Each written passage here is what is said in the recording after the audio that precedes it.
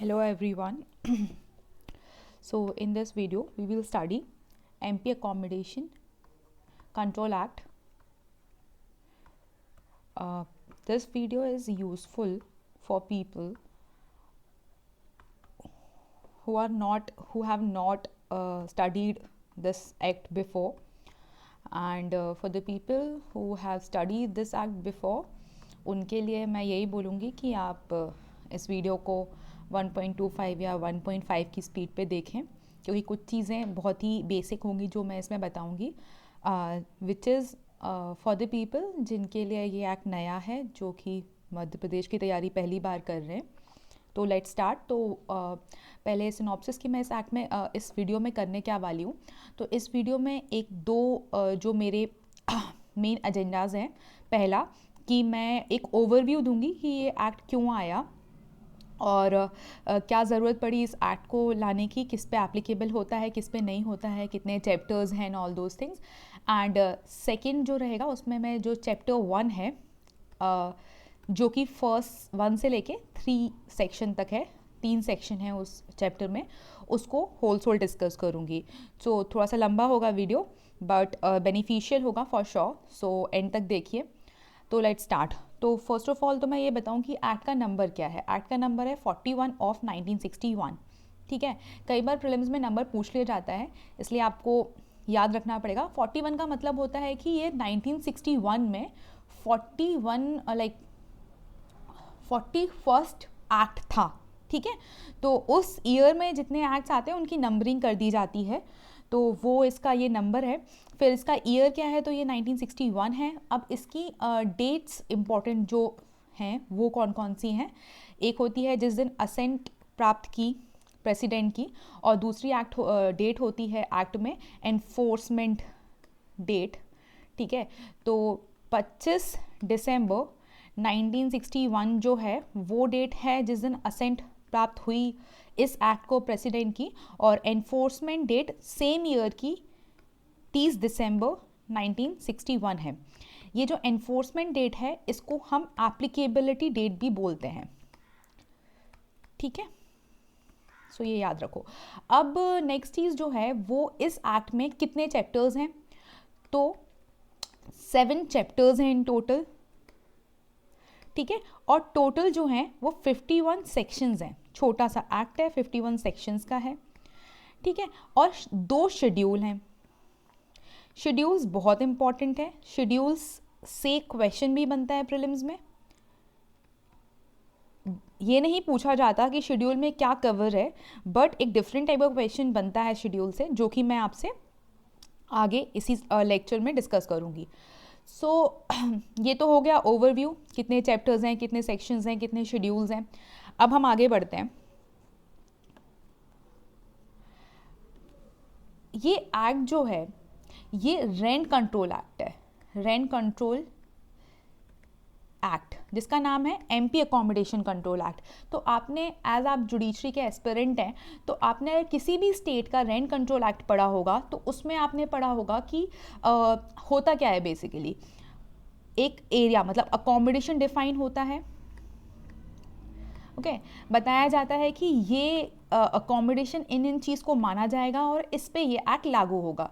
फिर जो मेन चीज़ होती है, फिर उसमें बताया जाता है कि लैंडलॉर्ड किसको कहा जाएगा. फिर होता है कि टेनेंट किसको माना जाएगा एक्ट के पर्पस के लिए.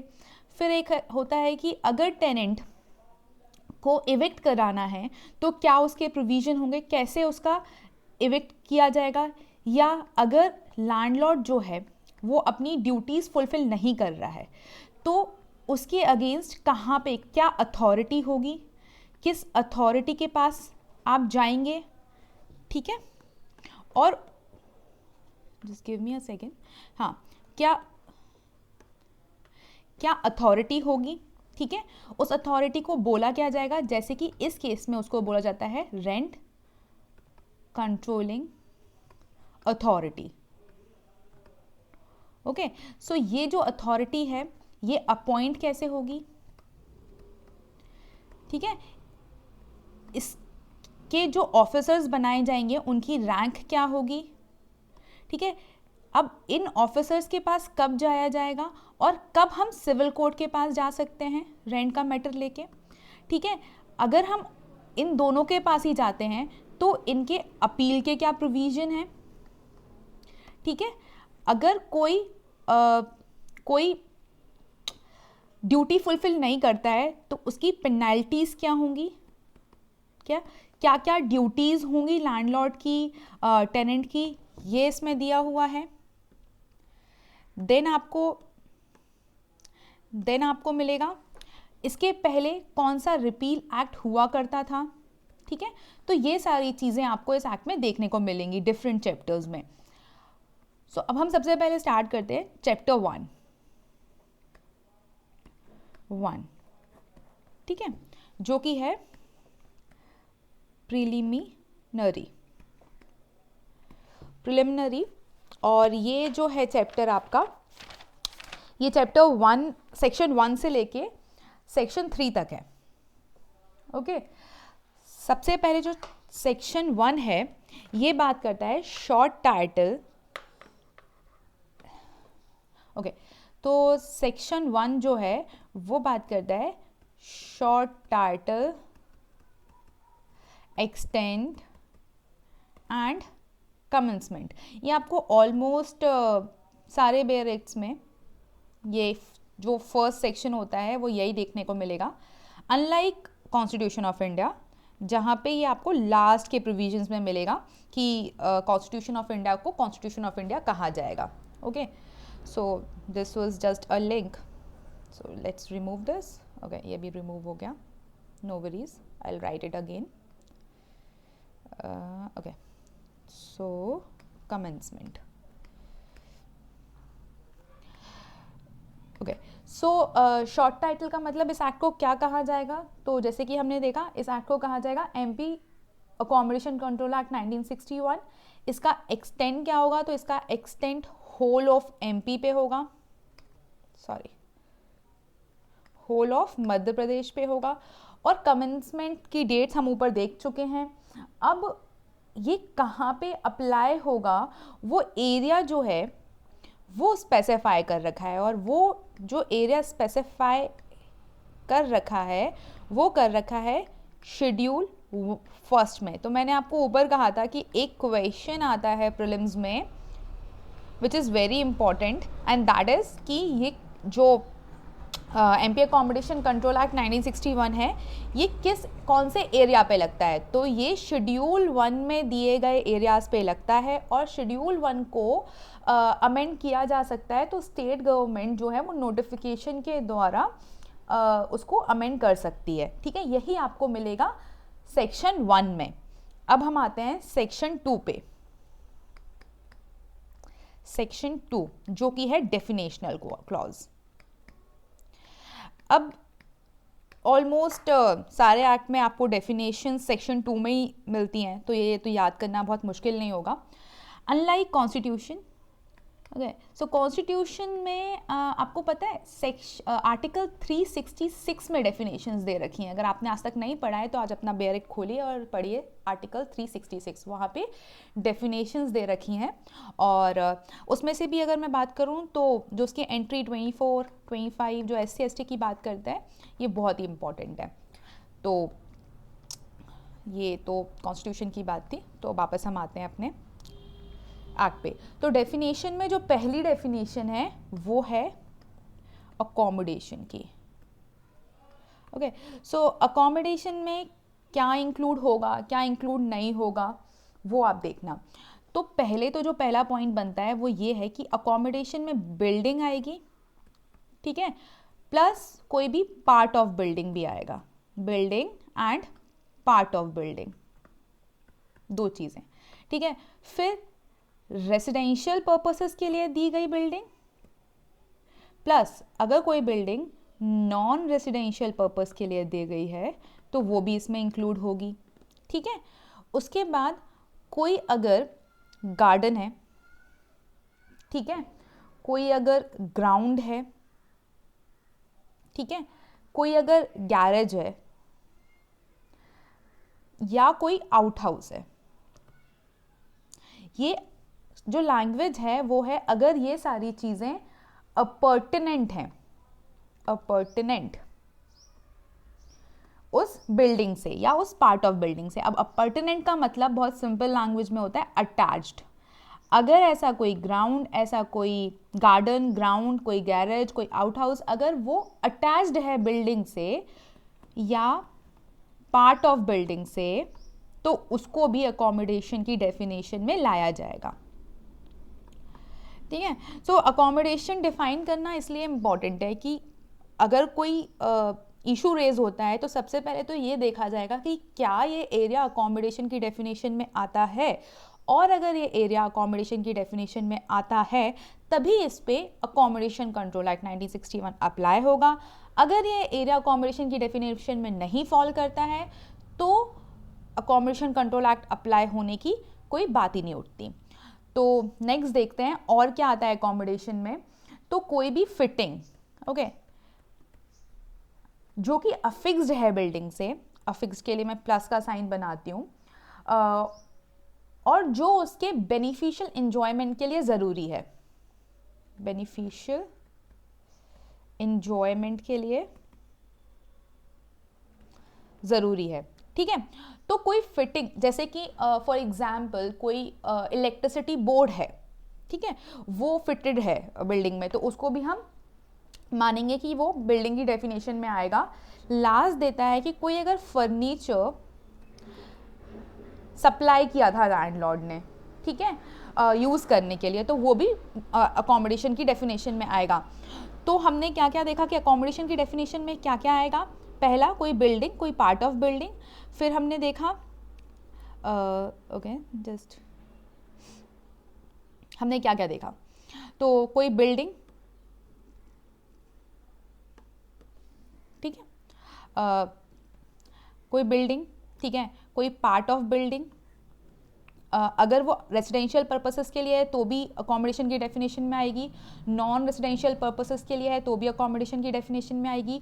कोई गार्डन है, कोई ग्राउंड है, कोई गैरेज है, कोई आउट हाउस है, और इसके साथ कंडीशन क्या है कि वो अपॉर्टुनेट मतलब अटैच्ड होनी चाहिए बिल्डिंग से या पार्ट ऑफ बिल्डिंग से। कोई फिटिंग है, ठीक है, या कोई जो फिटिंग बेनिफिशियल एंजॉयमेंट के लिए है वो भी डेफिनेशन में आएगी। और अगर कोई लैंडलॉर्ड ने फर्नीचर सप्लाई किया है तो वो भी डेफिनेशन में आएगा अकोमोडेशन के।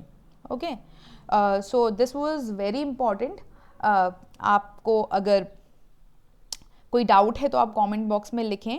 मेंस में भी ये सवाल आ चुका है कि अकोमोडेशन से आप क्या समझते हैं, तो वहाँ पे आपको ये डेफिनेशन प्रोड्यूस करनी पड़ेगी। अब एक बहुत इम्पॉर्टेंट यहाँ पे एक कॉन्सेप्ट आता है विच इज़, क्या दाल मिल जो है उसको हम बिल्डिंग मानेंगे या नहीं मानेंगे। ठीक है, सपोज कोई दाल मिल है, ठीक है, तो ये पूरा हाउस है, ठीक है, ये कोई बिल्डिंग है, और इसमें अगर इतने पोर्शन में मोर देन लाइक 70-80% पोर्शन में अगर कोई मशीनरी लगी है, ठीक है, अगर दाल मिल है तो मशीनरी मोस्टली जो एरिया है वो मशीनरी से कवर होगा। ठीक है, तो क्योंकि ये जो पर्पस है इस बिल्डिंग को लेंड करने का, इसको किराए पे देने का, वो बिल्डिंग किराए पे नहीं दी जा रही है, वो मशीनरी किराए पे दी जा रही है, इसलिए दाल मिल को पर्पसली अकोमोडेशन की डेफिनेशन में नहीं इंक्लूड किया गया है। ठीक है, सो ये एक बार प्रीलिम्स में क्वेश्चन आया था, इसलिए इशू बहुत इंपॉर्टेंट है। पास्ट ईयर क्वेश्चंस में आपको मिल जाएगा कि क्या दाल मिल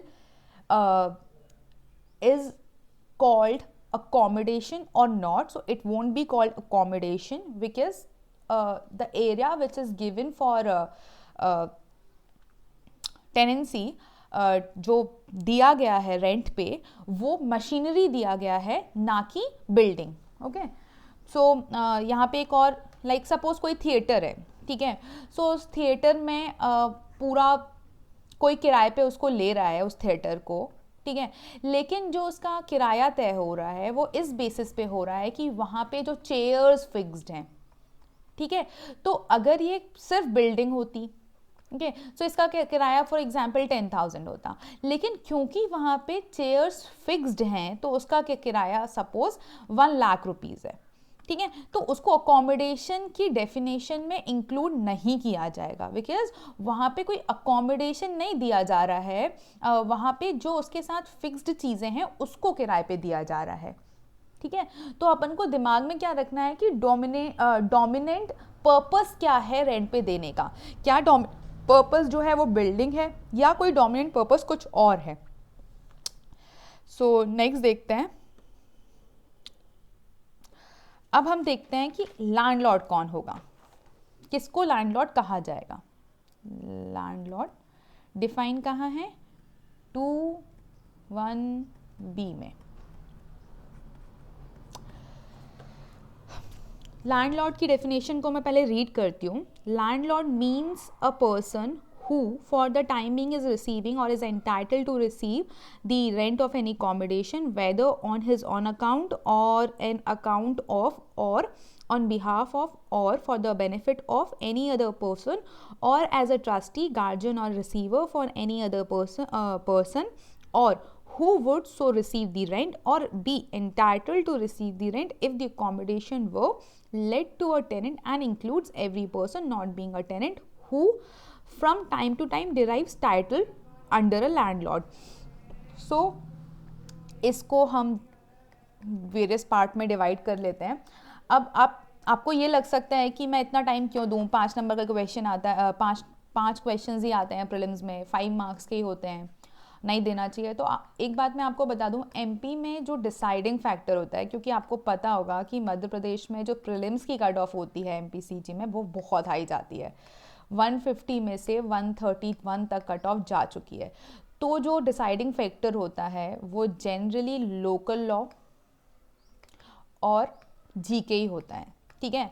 so like and at the same time जो मेंस है उसका वेटेज जो है वो है 16 marks, okay. So it could go beyond 16 and it could be 20 अगर एक शॉर्ट नोट भी आ गया है तो वहाँ पे in that case it's very like vital, it is vital to read MP Accommodation Control Act 1961 thoroughly, और definitions को तो टाइम देना बनता ही है। अगर definitions आपको नहीं आती तो फिर आप बाकी का एक्ट अच्छे से नहीं समझ पाएंगे। So like in my opinion definitions को बहुत टाइम देना चाहिए, आपको अच्छे से समझना चाहिए कि क्या अकोमोडेशन कहलाएगा, क्या लैंडलॉर्ड, स्पेशली 3 डेफिनेशन, अकोमोडेशन की डेफिनेशन, लैंडलॉर्ड की डेफिनेशन एंड टेनेंट की डेफिनेशन। ओके, सो लैंडलॉर्ड की डेफिनेशन में क्या इंक्लूड होगा क्या नहीं होगा वो मैं आपको बताती हूँ। तो यहाँ पे वो व्यक्ति जो या तो रेंट को रिसीव कर रहा है, ठीक है, या जो व्यक्ति एंटाइटल्ड है रेंट को रिसीव करने के लिए, ठीक है, या तो वो खुद के अकाउंट पे है या किसी और के अकाउंट पे है, ठीक है, या किसी के बिहाफ पे है। तो इन सारे लोगों को लैंडलॉर्ड बोला जाएगा। आगे और डेफिनेशन बची है उसे मैं भी एक्सप्लेन करूंगी। तो यहाँ पे सपोज फॉर एग्जांपल कोई लैंडलॉर्ड है जो यूएसए में रहता है, अब्रॉड रहता है, और उसने किसी को अपॉइंट कर रखा है कि भाई तुम मेरे बिहाफ पे रेंट ले लेना, तो क्या वो लैंडलॉर्ड की डेफिनेशन में फॉल करेगा? हाँ जी, बिल्कुल फॉल करेगा। अगर कोई और व्यक्ति एंटाइटल्ड है, सपोज एक हाउस है, वहाँ पे हस्बैंड एंड वाइफ दोनों रहते हैं, घर हस्बैंड के नाम पे है और हस्बैंड कहीं बाहर गया हुआ है, रेंट रिसीव वाइफ कर रही है, तो क्या वो लैंडलॉर्ड की डेफिनेशन में आएगी? जी हाँ जी, बिल्कुल आएगी। उसके बाद आगे डेफिनेशन क्या कहती है? डेफिनेशन कहती है कि कोई ट्रस्टी, ठीक है। सो ये एलिमेंट्स हैं, ये जो टर्मिनोलॉजी है ये बहुत इंपॉर्टेंट है, आपको याद रखनी है कि यहाँ पे किसकी बात हो रही है। कोई ट्रस्टी, कोई गार्जियन या कोई रिसीवर, अगर ये अपॉइंटेड हैं, ठीक है, ट्रस्ट के केस में ट्रस्टी होगा, कोर्ट के केस में लाइक कोई कोर्ट केस चल रहा है तो वहाँ पे कोई रिसीवर अपॉइंट किया गया है कोर्ट के द्वारा, तो रिसीवर, तो ये भी लैंडलॉर्ड की डेफिनेशंस में आएंगे, ठीक है, अगर ये रिसीव कर रहे हैं या एंटाइटल्ड हैं रेंट को रिसीव करने के लिए। अब क्या नहीं आएगा लैंडलॉर्ड की डेफिनेशन में, वो भी बहुत इंपॉर्टेंट है। तो कोई भी टेनेंट जो है वो लैंडलॉर्ड की डेफिनेशन में नहीं आएगा, ठीक है। तो अगर कोई सपोज ये अकोमोडेशन है, ठीक है, इसके 1 2 3 4 4 फ्लोर हैं, यहाँ पे लैंडलॉर्ड रहता है, यहाँ पे टेनेंट 1 रहता है, यहाँ पे टेनेंट 2 रहता है और ये वेकेट है। तो यहाँ पे लैंडलॉर्ड कहता है टेनेंट 1 से कि आप टेनेंट 2 का जो रेंट है वो आप रिसीव कर लिया कीजिए। तो इन दैट केस टेनेंट जो है वो लैंडलॉर्ड की डेफिनेशन में नहीं आएगा, क्योंकि उसको स्पेसिफिकली एक्सक्लूड कर रखा है। ये तो हो गया लैंडलॉर्ड की डेफिनेशन के बारे में। अब जो मैंने आपको 2(1)A में अकोमोडेशन की डेफिनेशन पढ़ाई थी, उसमें एक शब्द था इंक्लूड्स। इंक्लूड्स का मतलब होता है कि वो डेफिनेशन जो है वो एग्जॉस्टिव नहीं है, उसमें और चीज़ें भी इंक्लूड की जा सकती हैं, ठीक है। सो लेट मी चेक कि कितना लंबा हो रहा है। ओके 20 मिनट का वीडियो तो ऑलरेडी हो चुका है। अगर मैं सारी डेफिनेशंस कवर करूँगी तो इट विल गो अराउंड 1 घंटे का video. So what I will do, I will make a part second of this video in which I will discuss the further definitions and so do comment कि आपको ये video अच्छा लग रहा है या आपको इसमें कोई इम्प्रूवमेंट चाहिए या जो भी है, and like to my videos and subscribe to my channel if you find my videos useful. Thank you so much and thank you for giving your precious time to me.